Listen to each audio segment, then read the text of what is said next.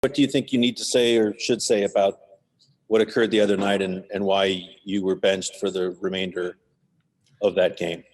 Well, I got nothing to say, honestly. I'm just that kind of stuff happens sometimes, and everybody's locked in the game, and stuff like that just happens sometimes. And but we've moved on. We've talked about it, and it's gonna stay in the room. And but all good now. Talked about it, went everything through, and just focused on tomorrow now. Yeah. Tortorella, speaking to us just a minute ago, was really clear that this wasn't the result of you not playing hard or having defensive breakdowns, but it was almost on the other end of the spectrum, a passionate thing. Is that fair to say that your passion, you got caught up in the moment and did things you didn't want to do? Is that a fair assessment? Yeah, like I don't think it's fair to talk about that I'm not playing hard enough. Because if they talk about like that, I don't think they've watched any of my games. I always play with passion, and sometimes you say things you don't want to say, and that's gonna happen sometimes, and you just got to talk about it and move on. And but yeah, that's kind of always how I've been.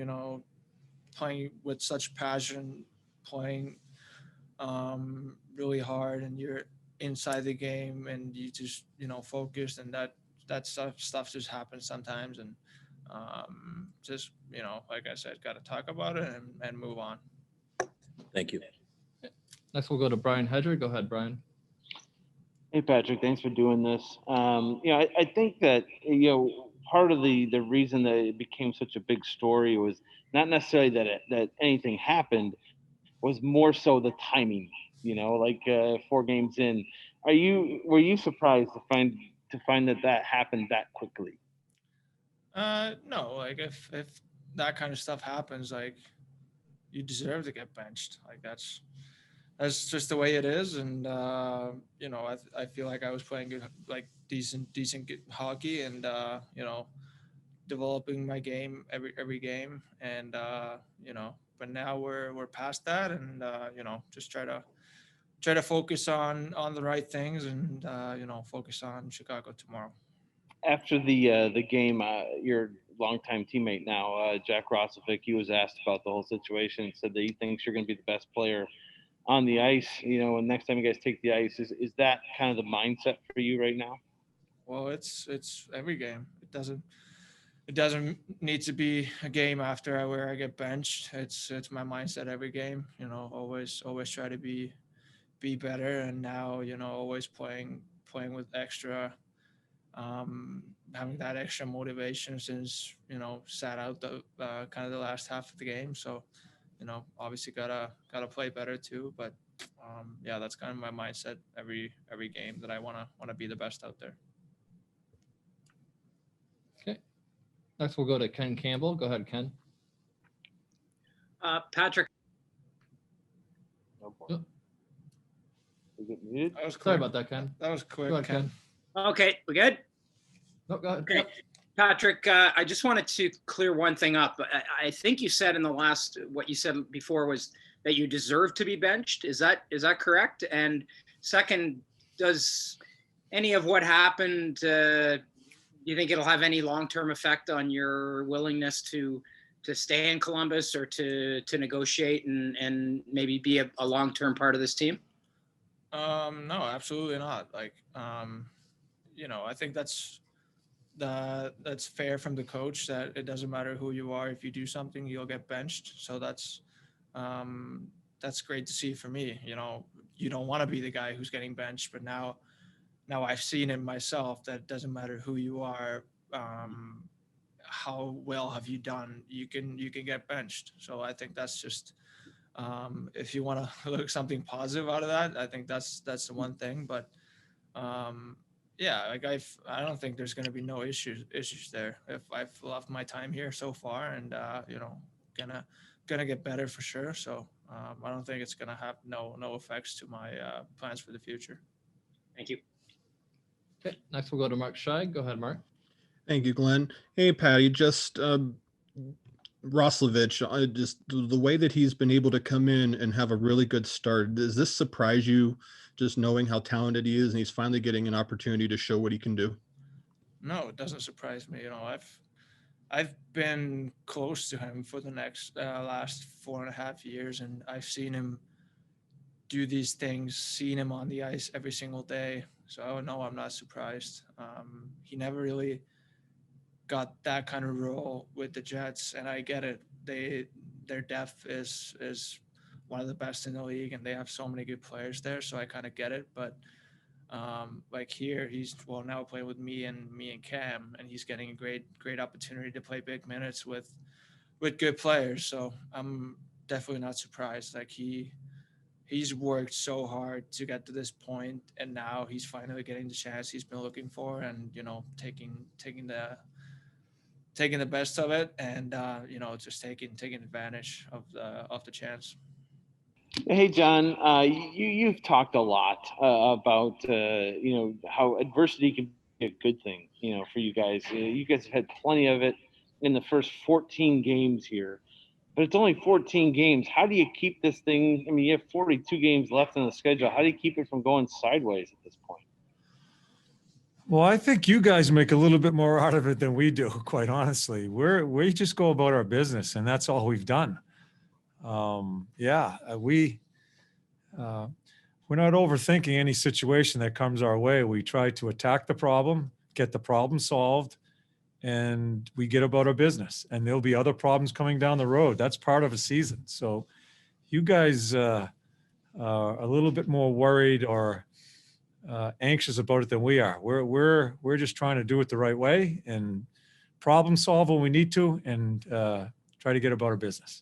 Did you have a conversation with Patrick Laine today? And then, do you feel pretty comfortable with that situation?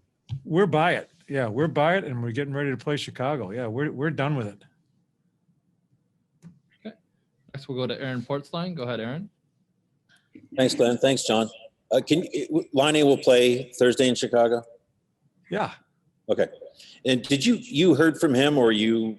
we are by it, and we're getting ready to. I'm not speaking on the subject anymore, and don't ask any of the players either, because we've just moved by it. Everything's fine, guys. Everything's fine. All right. Thanks. Everything's fine. Thanks for asking, though. You bet. Okay. Next, we'll go to Mark Scheig. Go ahead, Mark. Thank you. John, I'll ask you about Alex Texier, because I know you've mentioned in the past that you'd like to send him back out there, but he was limited to under 10 minutes the other night. What are you seeing in his game, and is he out of center for now? Yeah, it's been inconsistent. There's no question he's always going to play hard. It's just been a little bit inconsistent as far as some of the things going on in the ice, his reads. I just felt at the center ice position, it was catching up with him a bit. We're hoping to give him another chance back there, but we want to put him on wing for right now to simplify things for him so we can try to get his game back. Okay. Next, we'll go to Jared Smalley. Go ahead, Jared. Hi, John. Considering the position he played and the experience he brought, what do you lose with not having Mikko on this team? And what's your thought on that conversation? He mentioned that yesterday about going to you and the management team and just talking through his thinking about why he wanted to move on. Yeah, the thing I was most excited about with him joining us was I think some of the influence he could have on some younger players coming into the league about what it is to be a pro. And he has been that business-like, straight ahead, game face type of guy for so many years and such a great career.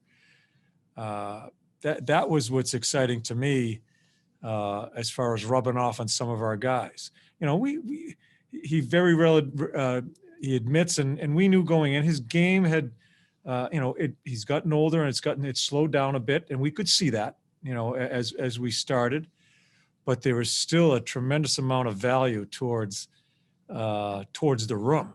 And, but you know what, I have a ton of respect for him as far as going out on his call. I've seen situations like this where guys are hanging on.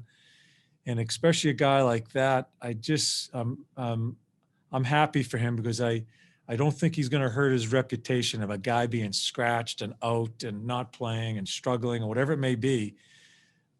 He was honest with himself, and I believe he will be back in the game somewhere. I hope he is because he's too good a hockey guy. I'm disappointed because I wanted to get to know him more and kind of learn from him also. So, yeah, I'm glad I met him. Glad I had spent some time with him, and this organization will do anything they possibly can to help him. Okay, next we'll go to Allison Lucan. Go ahead, Allison. Hi, John. I wanted to ask you about your thoughts on the current state of the penalty kill. You have some new, slightly different looks on the forward side. And are you still encouraging that offensive aggressiveness the unit has had in the past? Yeah, we are, Allison. We're trying to go about the same way. A lot of new faces, a lot of teaching going on with it. It started off pretty well. It's been a struggle of late. If they don't score goals, we've still given up quite a few chances. So we're going to continue working at it. And obviously our special teams are things that we have to continue to work at because we're just not consistent enough with both of them. So that's how, that's all we can do is just try to get better. Do you look for an opportunity like what Cam created last game to buoy that unit again on the aggressive side while hopefully giving them more confidence defensively? Yeah, Cam has some of the best anticipation skills as a penalty killer. I think him playing on a power play helps him because I think he can almost see where the next play could be or anticipates that play. And I think his quickness comes into play. We are certainly, in every one of the meetings that Shazi has, he's always pushing them to try to get up the ice with it. And if there's an opportunity with so many teams playing with 4 and some teams playing with 5 forwards, testing them that way when we have an opportunity. So, Allison, the aggression, the attitude and the aggression part of it is still there. We're just inconsistent with it. And where there's inconsistencies is doing it all together. That's so important when you're aggressive with a penalty kill is to make sure everybody's moving at the same time aggressively. Thanks, John. You bet. Okay, next we go to Jeff Svoboda. Go ahead, Jeff. Thanks, Glenn. Thanks, Torts. You've talked a little bit here recently just about being disjointed. How hard is it to kind of get your groove back when some of the things that have been kind of the bedrocks of this team that you've been able to lean into in the past are kind of struggling right now? Or do you see things in your game you can lean into to kind of pull yourself out of where you are right now? No, we've just got to keep on. We've decided as a staff we've got to kind of teach some more details of our team concept. Touched upon some face-offs today, assignments on face-offs, winning and losing in certain areas. We're going to concentrate on all parts of our game, and it has to come within season. It's almost like a little bit of what we do in camp that we're going to have to do during the days and even game days, show some tape of some of our concept, forechecking, D-zone coverage, all things that come into play, neutral zone, because of just the lack of cohesiveness. And the biggest thing that we need to be consistent with, and I think it'll solve a lot of problems, is just being in groups of 5. We're spread out on the ice defensively. We're spread out on the ice offensively. We're not able to forecheck because we're spread out. We've got to get closer together and support one another and go up and down the ice together in groups of 5. And that was such a strength, especially as the season went on last year. Is it surprising that it's not come together so far this year, or is that just part of a weird year and new players and not having the practice time and things like that? Yeah, I'm not going to blame it on practice time because because you can get it done with tape. I think it's just a crazy year. I do think there's a lack of concentration because of atmospheres in buildings. I do. I think there's a lack of a mental awareness and intensity on the ice during games because it's a little bit stale out there at certain times. So those are the things that I think will help cure us is just our concentration. And,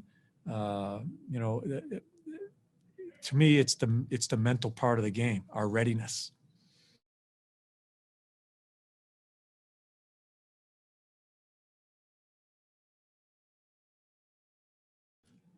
Sorry, guys. Next, we'll go to Clay Hall. Go ahead, Clay. George, the fact that you have a strong room, a culture that you talked about the other night, doesn't that also play a part when whatever happens, someone gets out of line or somebody says, hey, this is the way we do it here? And it's not just the coach and the player, but it's your allies in the room. Did they have an impact on the Laine situation? Yeah, I didn't talk to the players much about it. Okay. I'm sure they talked to Patty, but I want to make sure you understand this isn't a situation that stayed around too much longer until after the game. After the game, this is by. I know you guys have to report on it, but we moved by it. And did the players have? I think there's constant communication about a lot of things, how we do things, with so many new players coming to us and in our lineup. So we've got a good room. We have a good room that way, but this wasn't it didn't last. It wasn't around too long. It ended after the game. It was nipped in the bud. Yeah, you have a situation, you take care of the situation. Sure. We openly took care of it, and then we moved by it. I know it takes on a life of its own after, which I totally get as far as the coverage of it and all that. I will say one last thing. I told him, I wouldn't talk about this, but I need to say one last thing on it, which I think is totally unfair to Patty, is some of the situation where people are writing, he didn't work hard enough, and the intensity or bad mistakes. As I told you guys after the game, it had nothing to do with him being on the ice. And so that's what bothers me the most about it, is we moved by it right away. I don't think Patty should be putting that shade of light that he was lazy or he didn't work hard enough, because that's not what this kid's about. We know he's a great competitor, and he's a really good player, and he's going to be a big part of our team here. That's the thing that bothers me the most about the aftermath of this. Everybody tends to make things up when they really don't know what the hell's going on. So that's all I'll say on it. Thanks for clearing the air there. Appreciate it. You got it, Clay. Okay, next we'll go to Dave Metzel. Go ahead, Dave. John, just a question about center ice now with Miku leaving. That had to surprise you. How does that impact the dynamic of the way you guys try to solve your issues up the middle of the Yeah, ice? Stens is going to go in there. Stens deserves a chance. We played him in the bubble some games. He played well. Every time I put him in the lineup, he's played well. So he's going to be in there. And then, Jack's going to be one of our centers, and we've got Nasher. Well, we'll see where we go from there. As Jens is probably going to play a little bit until we get Tex a little bit more comfortable. So yeah, we get about it. We put the next guy in and try to find a way. Thanks. Okay, next we'll go to Ken Campbell. Go ahead, Ken. Hi, John. I know you said you're not going to say anything more on it, but I wanted to ask you one last thing about whether or not you can confirm or deny the reports that Patrick had a confrontation with one of the coaches. And I have no comment on that at all. The thing I wanted to clear up, there are so many things that could happen within a hockey game with emotion stuff, but the thing I wanted to clear up, Kenny, was just, I don't like the light that he's been shedding by a number of media outlets saying that, he doesn't work hard enough or whatever was written. He's a competitor, and he's going to be a huge part of this team. But I'm not going to get into what happens. This stuff happens every day too. And as I said, it was cleared up right away in our room before the players left after the game. fair enough. Thanks. Thank Okay, you. We got time for a few more. Next, we'll go to Michael A. Go ahead, Michael. Where you been, Mike?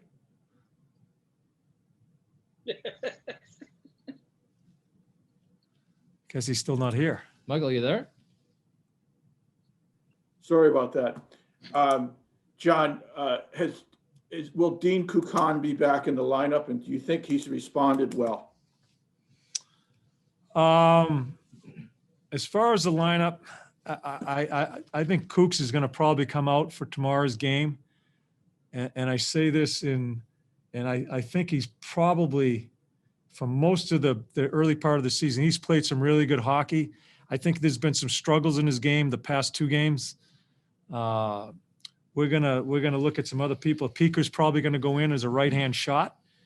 He'll probably go in, and then we'll after Thursday's game we'll see where we're at. So I think that's Mike. I think that's what we're going to be doing with our back end. Okay, we'll go to Stephen Wino. Go ahead, Stephen. Hey, John, do you enjoy this schedule? I mean, the multi-game series against these teams, and I know, I guess, from a pre-scout standpoint, it makes it easier, but do you enjoy the intensity of these games, how that kind of builds up against an opponent? Well, I'm not so sure I've seen the intensity build up because we're playing the same team. I don't think I've seen that yet. You know, the preference for me is you touch all cities. You go to all the places, but obviously that can't be done. As far as I think as the season keeps on going on, I think you're going to be able to look at tendencies of the team more like a playoff series where we really zero in on the other team, when usually this club here doesn't do much pre-scout on the opposition. We know what they're about. We don't give much information to the players, but I think we'll be able to give more information as you play these. Like how many times we play Chicago here in the past month? We're going to play them a number of times, and I think it's Chicago, Nashville forever coming up here. So you'll be able to, I think, try to exploit some things as they will with you. And like I looked at a face-off play we ran the other night, and Carolina sat right on it, and it was a wrinkle that we were going to try to bring into our game. Second game, they know it's there; they're sitting right on it. So I think those things come into play.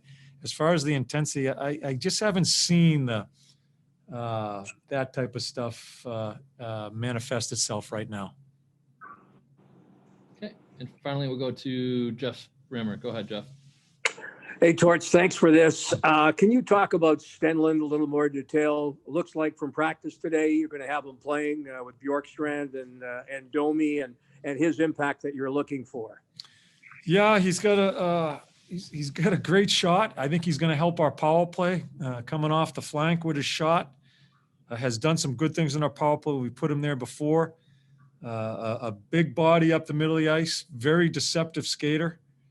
And I think has waited his turn and has kind of sat in the weeds, pushed hard, and has improved the past couple of years as we've gone along here. So, you know, he makes we score a goal the other night. I forget which one is, but he beats a guy wide to start the offensive play. He takes a guy on, beats him wide, and we end up scoring a goal. I forget which one it was.